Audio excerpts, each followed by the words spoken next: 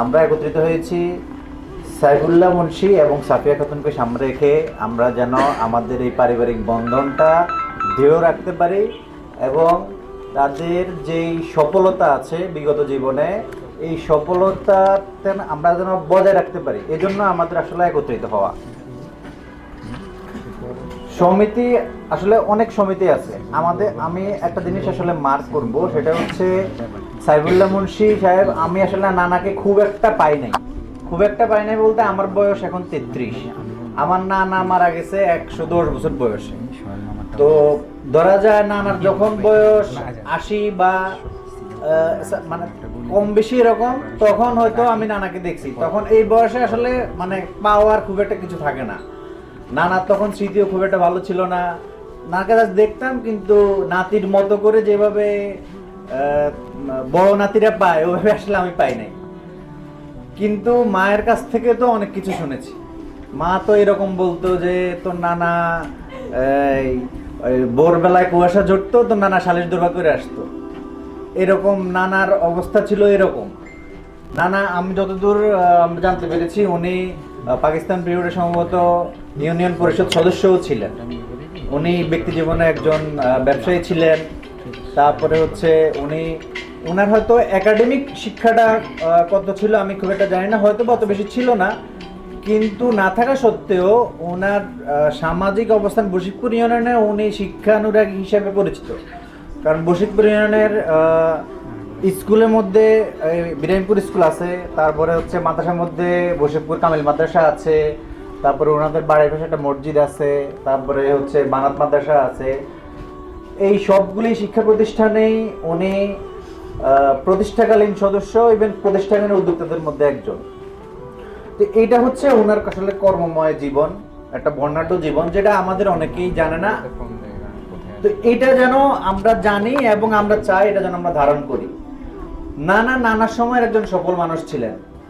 আবার নানার যে পরবর্তী প্রজন্ম, যেমন আমরা বলতে পারি হচ্ছে আমার মেজো মামা মরহুম রুলামি সাহেব, এরপরে বলতে পারি হচ্ছে বড় মামা অ্যাডভোকেট আব্দুল ওয়াদ সাহেব, সেজো মামা জনাব এনায়েতুল্লাহ, ছোট মামা জনাব মোহাম্মদ ইব্রাহিম।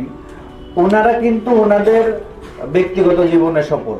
তার মানে হচ্ছে নানাও একজন সফল মানুষ ছিলেন, ওনাদের পরবর্তী যেই প্রজন্ম এই প্রজন্ম সফল।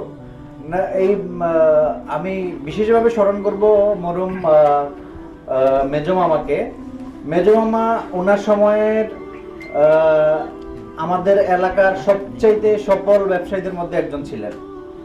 যেমন ওই যে মাঝে মাঝে ফকর ভাইকে বলতে শুনি যে বর্তমান আব্দুল আওয়াল মিন্টু বা সালমান এফ রহমানদের সাথে, বা তখন শুনতাম হচ্ছে মাওলানা সাইদি সাহেবদের সাথে মেজো মামার চলাফেরা ছিল। তো ওনারা আসলে এই পর্যন্ত চলে গিয়েছেন। এর পরবর্তী প্রজন্ম যদি আমরা চিন্তা করি, সে হচ্ছে আমাদের বড় ভাই মাহবুর রহমান মারুফ ভাই, আনারুল হক বাবুল ভাই, শামসুর রহমান ভাই, এইরকম আমাদের এই জেনারেশন যারা আছে ওনারাও ওনাদের যে প্রজন্ম, এই প্রজন্মে ওনারা এলাকার মধ্যে সবচেয়ে সফলতম ব্যক্তিদের মধ্যে একজন। নানার বিষয়টা আমরা যদি আরেকটু খেয়াল করি, সেটা হচ্ছে নানা কি করছেন, উনি শিক্ষাকে কিরকম প্রায়োরিটি দিচ্ছেন আমি যদি আরেকটু চিন্তা করি, সেটা হচ্ছে নানার 5 মেয়ে ছিল, 5 মেয়েকেই কিন্তু উনি অর্থ দেখে বিয়ে দেননি। 5 মেয়েকে উনি শিক্ষাগত যোগ্যতা, বংশমর্যাদা, ইকুয়ালিটি দেখেই কিন্তু বিয়ে দিয়েছেন। তার মানে ওনার যে আইডিওলজি ছিল তখনকার সময়ে সর্বোচ্চ, তখনকার সময় বেস্ট। আবার ওনার পরবর্তী প্রজন্মেও সবাই সফল। এর পরবর্তী প্রজন্মেও সফলতম ব্যক্তিদের মধ্যে আমাদের পরিবারের যে তৃতীয় প্রজন্ম, ওনারাই সবচেয়ে সফল।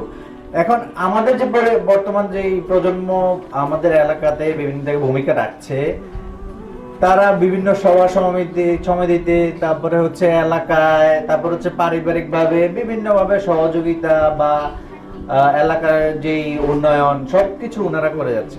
তো আমাদের আসলে এই যে সাইফুল্লাহ মুন্সি সাফিয়া খাতুন আওলাদ কল্যাণ সমিতি, আমাদের চিন্তার জায়গাটা হচ্ছে এই জায়গায় যে ওনারা এলাকার মধ্যে এরকম সহযোগিতা করতেছেন বা নিজেরা পারিবারিকভাবে এরকম সহযোগিতামূলক কার্যক্রম করে চালু রেখেছেন। তো ওনাদের পরামর্শ বা ওনাদের আইডিয়া ইউজ করে যদি আমরা একটা সমিতি চালু করতে পারি, তাহলে আমার তো মনে হয় যে চান্সেস আর হাই যে আমরা খুব ভালো করতে পারবো এখানে। এই ভালো করার জন্য আমরা ওনাদের একান্ত সহযোগিতা চাই। আর যেহেতু ওনারা আমাদের ফ্যামিলি মানুষ, তো আমরা তো সহযোগিতা আশা করতেই পারি। এই জন্য আমি আসলে সমিতির যে ফান্ড রাইজের যে ব্যাপারটা, এটা নিয়ে আমি একটু কথা বলতে চাই। সেটা হচ্ছে আমাদের সমিতির আমরা সবার সাথে আলোচনা করে আমরা সিদ্ধান্ত নিয়েছি 500 টাকা করে মাসিক একটা চাঁদার ব্যবস্থা সবাই প্রতি সদস্যের। তো প্রতি সদস্যের চাঁদার ব্যবস্থা 500 টাকা করে যদি হয়, তাহলে মাসে আমাদের যদি 213 জন সদস্য আমরা যদি 500 টাকা করে কালেকশন করতে পারি, তাহলে মাসে হয়তো আমাদের 1,05,000 বা 6,000 সামথিং এরকম মাস ফান্ডিং হবে। তো বর্তমান প্রেক্ষাপটে আসলে একটু ওয়াইডলি কিছু করতে গেলে এই অ্যামাউন্টটা আসলে খুব বেশি বড় না। তো যার জন্য আমরা পাশাপাশি আরেকটা চিন্তা করেছি, সেটা হচ্ছে আমরা কিছু শেয়ার মাধ্যমে কিছু ফান্ড কালেকশন করার চিন্তা করেছি। সেটা হচ্ছে আমরা 6,000 টাকা করে 6,000 শেয়ার বিক্রি করব। এই 6,000 শেয়ার বিক্রির মাধ্যমে আমরা একটা বড় ফান্ড, মোটামুটি একটা ওয়ার্কেবল একটা ফান্ড রাইজ করতে পারবো আশা করতেছি। যদি ফান্ড রাইজ করা যায়, তাহলে আমি আমাদের যে আসার জায়গাটা সেটা হচ্ছে ব্যবসায়িকভাবে বর্তমান সময়ে সফল যারা আছেন তারা সবাই বেশিরভাগই সফলতম ব্যবসায়ী। তো তাদের পরামর্শ ব্যবহার করে আমরা যদি এই ফান্ডটা ভালোভাবে ব্যবহার করতে পারি, আমার মনে হয় আমরা এটা ভালো একটা আদর্শ সমিতি হিসেবে রূপান্তরিত হতে পারবো। তো এটার ফ্যাসিলিটি আসলে সবাই নিতে পারবে, যেমন পারিবারিক ভাবে যারা আছে তারা নিতে পারবে, সামাজিক ভাবে এটা দৃষ্টান্ত হয়ে থাকবে। তো এই বলে আমি আমার সংক্ষিপ্ত বক্তব্য শেষ করছি। ধন্যবাদ সবাইকে। আজকে